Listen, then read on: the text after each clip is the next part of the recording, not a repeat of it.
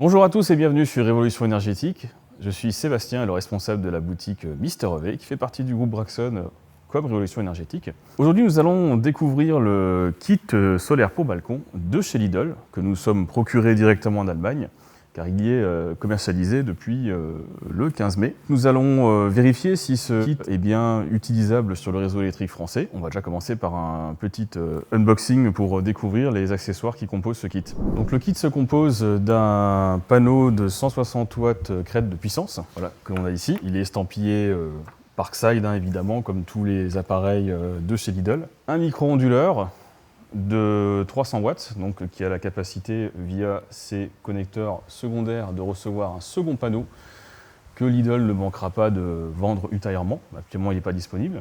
Il y a deux entrées à courant alternatif, donc l'une qui va être destinée à la connexion à votre réseau électrique et la seconde destinée à la connexion d'un second onduleur, donc ce qui veut dire qu'au total, le système peut être étendu jusqu'à 4 panneaux, soit environ 600 watts de puissance crête maximale. La particularité de ce kit qui est destiné au marché allemand, c'est la connectique. Pour les personnes qui connaissent les kits solaires d'autoconsommation, on est plutôt habitué à avoir un câble d'alimentation avec directement une prise domestique. Là, en l'occurrence, on a affaire à un connecteur fabriqué par la société RST. Et c'est une demande normative qui est spécifique à l'Allemagne.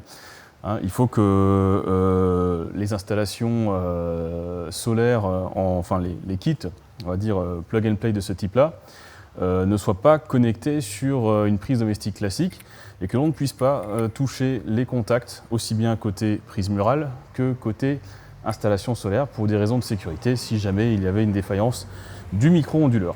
On a également un rail qui va permettre de stabiliser le panneau en position verticale. Parce que oui, alors c'est là effectivement où le kit va peut-être être un petit peu limité, à savoir que le kit est prévu pour une installation purement verticale, donc parfaitement parallèle à un balcon. Il n'y a pas d'accessoires qui permettent de changer l'angle d'orientation et de l'optimiser.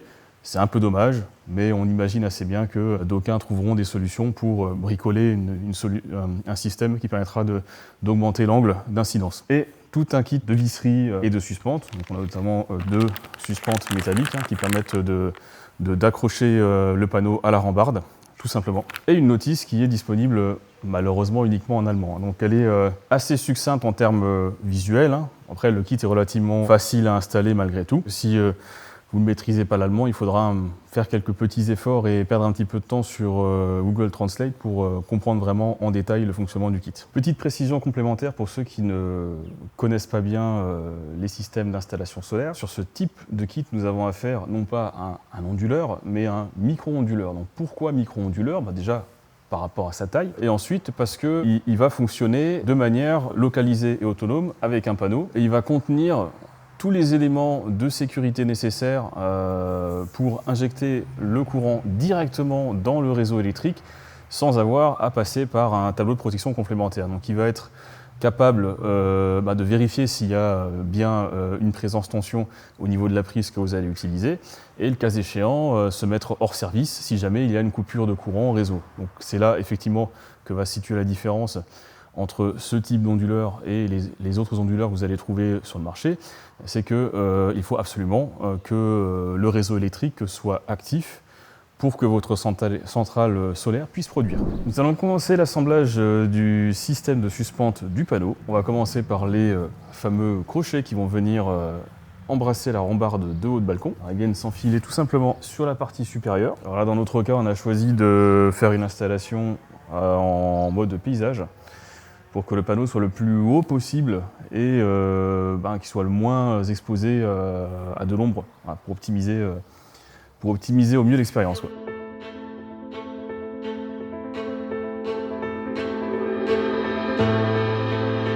À noter qu'il faut quand même être relativement bien équipé en termes d'outillage, parce que la visserie qui est utilisée, on n'est pas sur du simple cruciforme, tournevis plat et compagnie.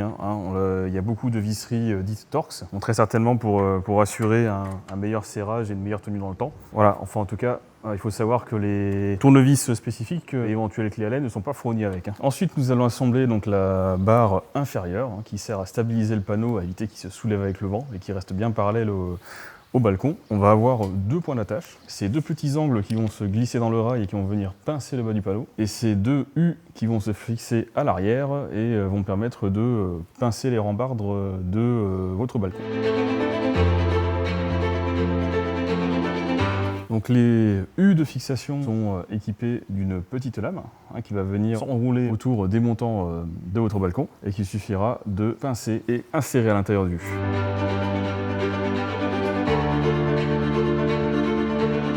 Voilà.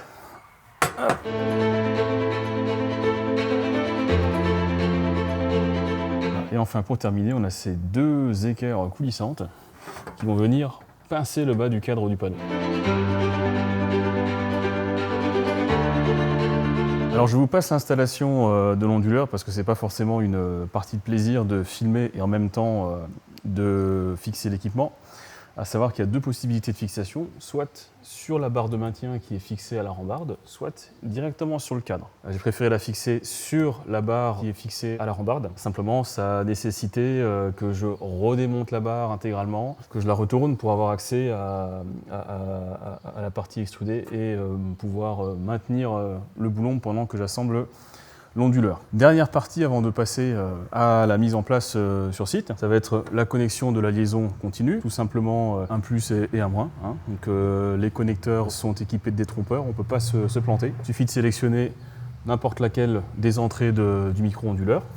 Hop, on enlève les petits bouchons de protection et on vient connecter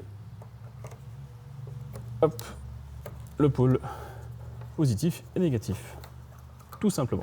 Le kit est installé, il est mis en place avec toutes les fixations de sécurité. Il nous reste un petit détail à régler, on vous en a parlé au début de la vidéo. C'est ce connecteur, donc qui est adapté au marché germanique, que l'on va devoir remplacer par une simple prise domestique. Allez, je vous montre comment ça se passe. Alors ça peut être une évidence pour certains, mais je préfère le préciser quand même. Donc la manipulation qu'on va faire là doit être faite absolument hors tension, donc débranché du micro-onduleur, parce qu'on n'est jamais à l'abri d'une panne de ce dernier et qu'il puisse y avoir une prise en tension dessus. Voilà. Donc le démontage du connecteur d'origine est assez simple en fait, tout se fait à la main. On va dévisser d'abord le presse-étoupe, voilà, pour libérer le câble.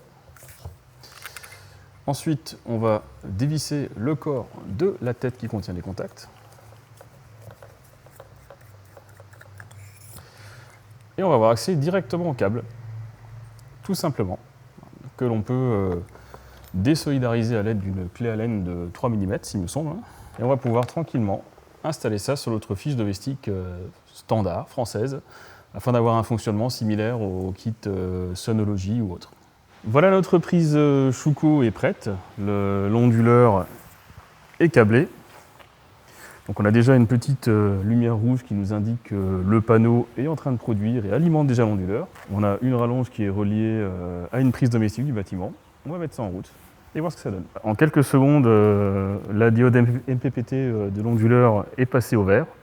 Donc là, on est actuellement en train d'injecter du courant dans la maison. On va installer l'application Lidl Home et se connecter à l'onduleur pour voir ce qu'on produit. On va faire tourner ça pendant 24 heures, voire un peu plus. Et on se retrouve d'ici là pour faire le bilan. Donc voilà de retour après un essai d'environ 2 jours. Alors pourquoi 2 jours? Parce qu'on a voulu essayer ce kit en 2 positions. Donc en position balcon comme actuellement, mais également avec une inclinaison d'environ 60 degrés. Inclinaison qu'on a réalisée de manière un petit peu bricolée, faut l'avouer, parce que forcément, comme on l'expliquait tout à l'heure, le kit n'est absolument pas conçu pour ça à la base. Voilà, mais c'était quand même important de vérifier ce qu'on pouvait obtenir en optimisant un petit peu les choses avec ce kit. Donc, pour avoir une petite idée de ce qu'on peut obtenir, on a utilisé un petit outil qui s'appelle AutoCalSol. Je vous laissera en description le lien vers cet outil si vous voulez l'essayer. Donc c'est un outil à usage professionnel mais qui est accessible quand même gratuitement aux particuliers avec bien sûr beaucoup moins de fonctionnalités mais suffisamment pour évaluer la production que vous pourriez vous faire sur une année.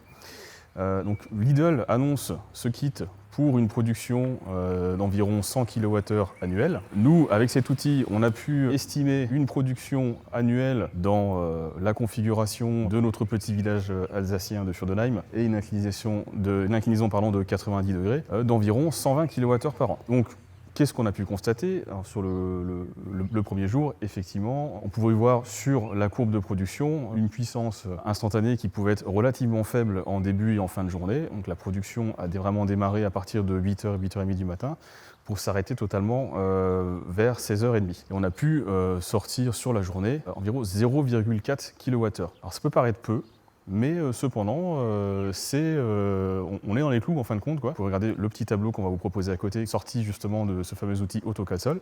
On est dans les clous par rapport à ce que pourrait produire ce type d'installation-là à 90 degrés au mois de mai. Hein, on est bien dans les 0,3-0,4 kWh par jour. Alors on ne s'est pas arrêté là, évidemment. Hein, donc on a réitéré l'expérience en cette fois-ci inclinant le panneau légèrement. On n'a pas pu arriver à une inclinaison idéale qui serait d'environ 45-30 degrés à cette période de l'année. On a pu arriver à 60 degrés, mais rien que là, ça nous a permis d'atteindre une puissance crête plutôt autour des 140 watts pour une production journalière de 0,6 kWh. On arrive quand même, si on a la possibilité de modifier ce kit, à optimiser la production de 30 à 50% selon les cas, et d'arriver donc à une production annuelle de 200 kWh. Donc, dans tous les cas, on va quand même être sur quelque chose qui va permettre tout au plus de couvrir la consommation annuelle, par exemple d'un frigo, hein, ce qui est déjà pas mal hein, pour ce type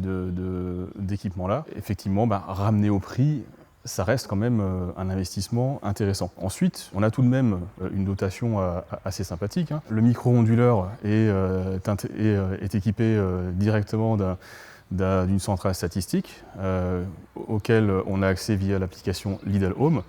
On a quand même un niveau d'information assez élevé. Hein. On peut voir la production instantanée du panneau, ce que peut restituer effectivement le micro-onduleur vers votre réseau domestique. C'est quand même un niveau d'équipement qu'on n'a pas forcément sur certains kits de micro-onduleurs. Par exemple, les kits Sonology ne proposent pas du tout ce type d'outils et le font au travers d'une simple prise intelligente connectée qui agit comme un compteur. Voilà. Donc, au final, on peut dire que c'est un kit qui est intéressant pour découvrir le solaire, pour faire quelques petites économies. Évidemment, si on veut réellement gommer son talon de consommation, il faudra s'orienter plutôt vers des kits plug and play plus avancés qui démarrent dans les 400 watts crête tels que BIM Energy ou Sonology.